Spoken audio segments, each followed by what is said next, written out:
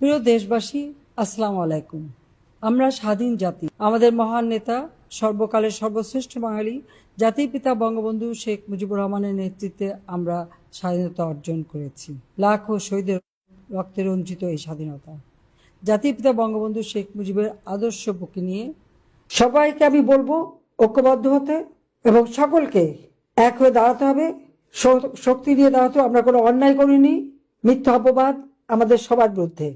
আওয়ামী লীগের নেতা কর্মী যে যেখানে আছে তাদের আত্মীয় স্বজন, ছেলে মেয়ে, ওই ছোট শিশু থেকে শুরু করে সকলের বিরুদ্ধে মামলা মোকদ্দমা দিয়ে সবাইকে তা ভেবেছিল এই করে বোধহয় আওয়ামী লীগকে শেষ করবে। আমি ঠিক জানতাম না যে আমাকে দেশ ছেড়ে আসতে হবে। শত শত শিশু মারা গেল। হ্যাঁ, যে কটা শিশু হাসপাতালে ভর্তি হয়েছিল তাদের সংখ্যা হয়তো আপনারা জানেন, কিন্তু ঘরে যে শিশুরা মারা গেল শুধু ভ্যাকসিনের অভাবে, হামে শিশুরা মারা গেল। অথচ আমি তো প্রতি বছর সময় মতো ভ্যাকসিনের ব্যবস্থা, সেগুলি ক্রয় করা, রাখা, ভ্যাকসিন দেওয়ার ব্যবস্থা সবই করতাম।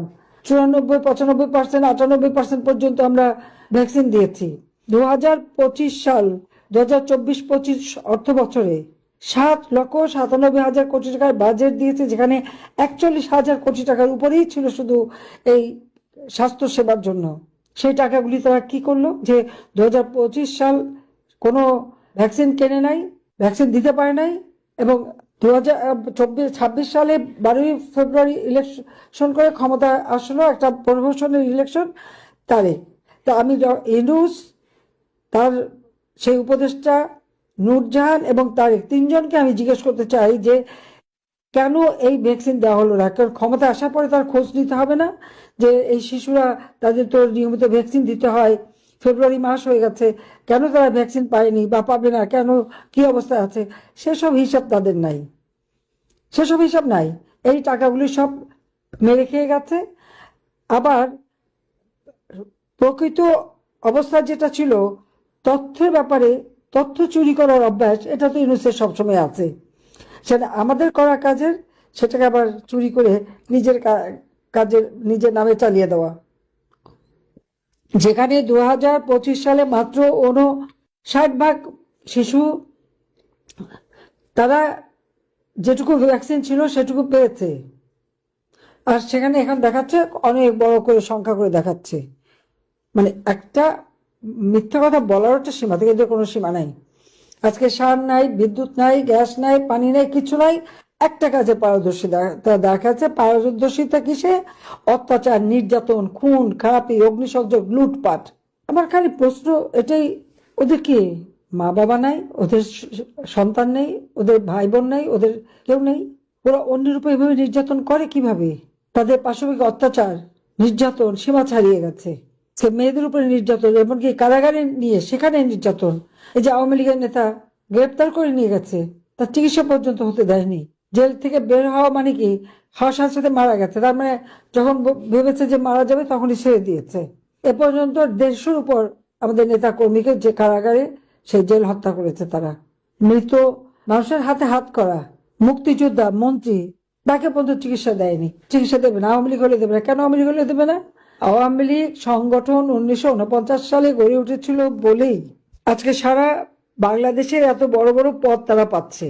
আওয়ামী লীগ যদি দেশ স্বাধীন না করতো তাহলে কোনো পদ পেত? তাহলে কোনো নাম ডাক পেত? পাসপোর্ট পেত? পাকিস্তানিদের পদতলে থাকতে হতো।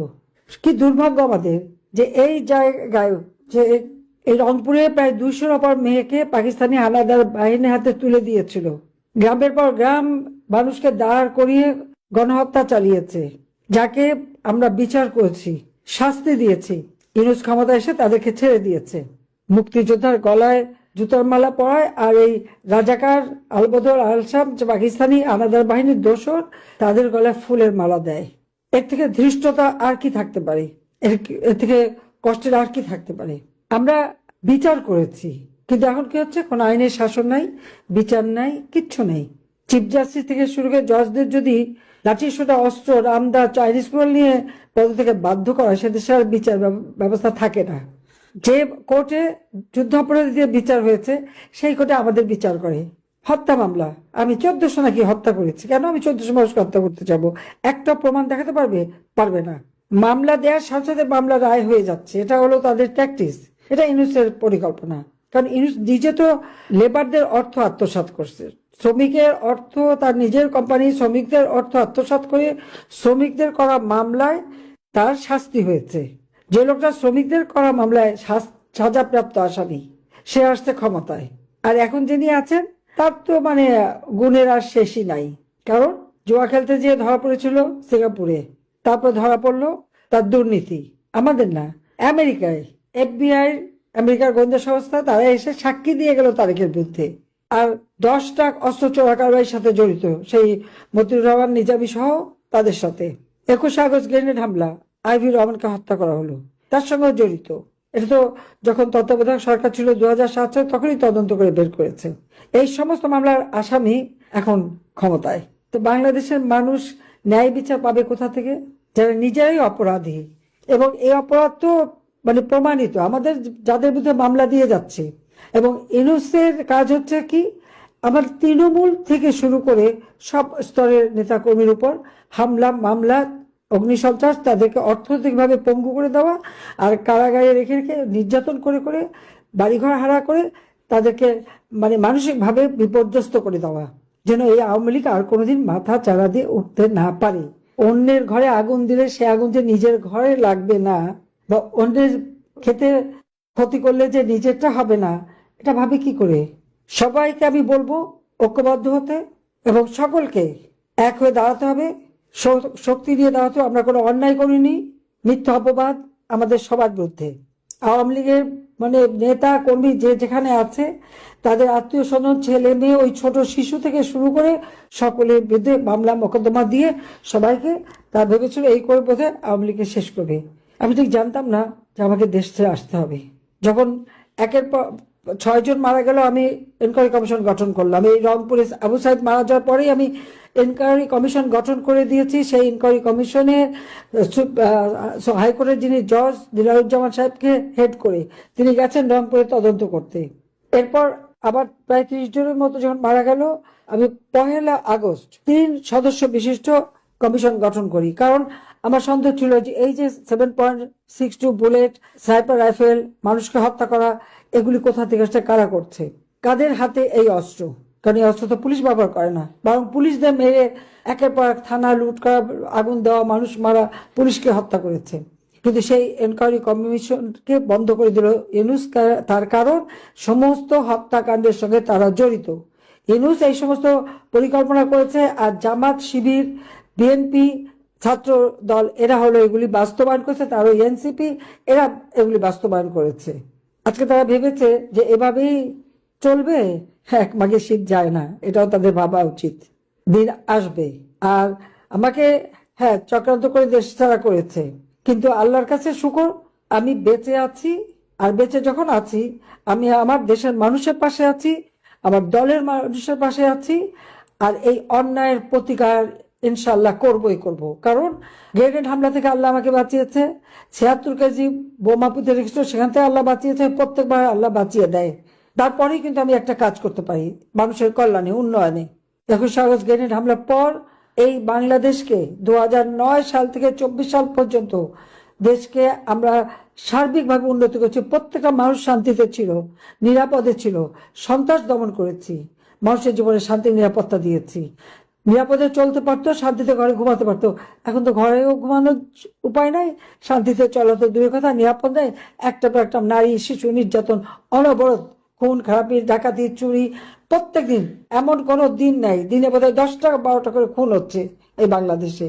কই আওয়ামী লীগ আমলে তো এটা ছিল না।